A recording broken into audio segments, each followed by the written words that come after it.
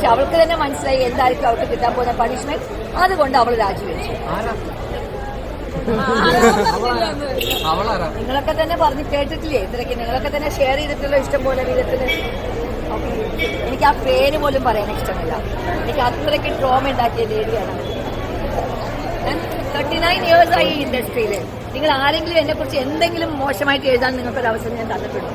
ഞാൻ എവിടെയെങ്കിലും എന്തെങ്കിലും മോശമായി പറഞ്ഞിട്ടുണ്ടോ? എന്നിട്ടാണ് എന്നെ കുറിച്ച് പറഞ്ഞത്. ആ സ്ത്രീ വരാൻ പാടില്ല. അവര് ലോകത്തിലെ എല്ലാവർക്കും നാറ്റമാണ്. എന്തിനാണ് അവർ ഇന്നലെ എന്തൊക്കെയാണ് ഇപ്പൊ പറഞ്ഞത്? ലക്ഷ്മിപ്രിയ, ഇന്നലെ ലക്ഷ്മിപ്രിയ എല്ലാ ആണുങ്ങളെ ചവിട്ടി താഴ്ക്കുകയല്ലേ ചെയ്തത്. ഇനിയിപ്പോ നമുക്ക് പറയാലോ, മെമ്പർ അല്ലല്ലോ, അവരാരുമല്ല. പറയാം ഇനി അവരെന്തെങ്കിലും പറയട്ടെ. ഇനി അവർ പുതിയ കഥകൾ ഇറക്കാം.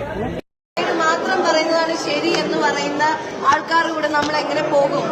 ഇവിടെ ഈ നാട്ടിൽ കോടതിയും നിയമവും സത്യവും ഒക്കെ ഉണ്ടല്ലോ. ഞാൻ പ്രാഥമിക അംഗത്വം രാജിവെച്ചു. ഞാൻ അങ്ങനെ പറയുന്നില്ല. ഒരു സൈഡ് പറയുന്ന നറേഷനുകൾ മാത്രം വിശ്വസിക്കുന്നു.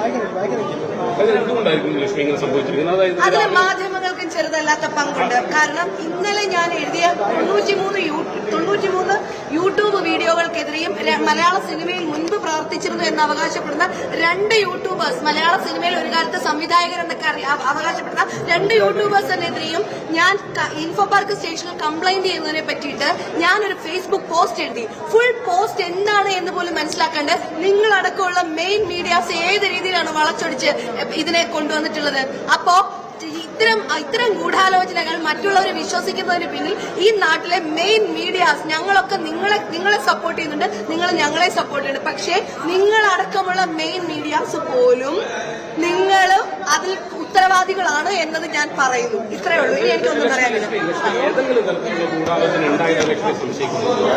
ഗൂഢാലോചനയൊന്നും എനിക്ക് പറയാനില്ല ഏട്ടാ. എനിക്ക് അങ്ങനെയൊന്നും പറയാൻ ഞാൻ ഇഷ്ടപ്പെടുന്നില്ല. നമ്മൾ കാണാത്ത കാര്യം പറയാൻ ഇഷ്ടപ്പെടുന്നില്ല. പക്ഷെ ഒരു സൈഡ് മാത്രം കേട്ടിട്ട് നമുക്ക് പറയാനുള്ളത് എന്താണ് എന്ന് പോലും മനസ്സിലാക്കാത്ത ഒരു സിസ്റ്റത്തിന്റെ ആ ഒരു വ്യവസ്ഥിതിയുടെ ഭാഗമായിട്ട് ഞാൻ ആഗ്രഹിക്കുന്നു.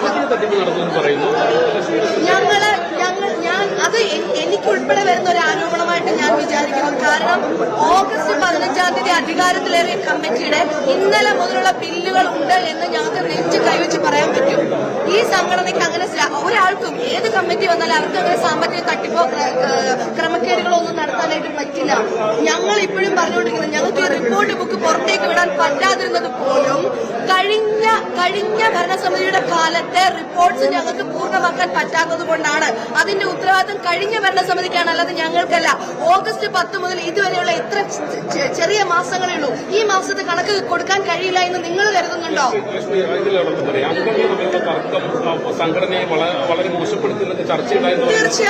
തീർച്ചയായും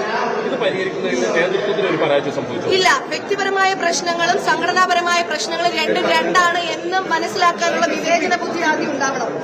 വ്യക്തിപരമായ പ്രശ്നത്തെ വ്യക്തിപരമായിട്ടും സംഘടനാപരമായ പ്രശ്നത്തെ അങ്ങനെ കാണാനും കഴിയാത്തിടത്തോളം കാലം ഇനി ഏത് കമ്മിറ്റി വന്നാലും ഇതേപോലെയുള്ള പ്രശ്നങ്ങൾ ഉണ്ടാവും.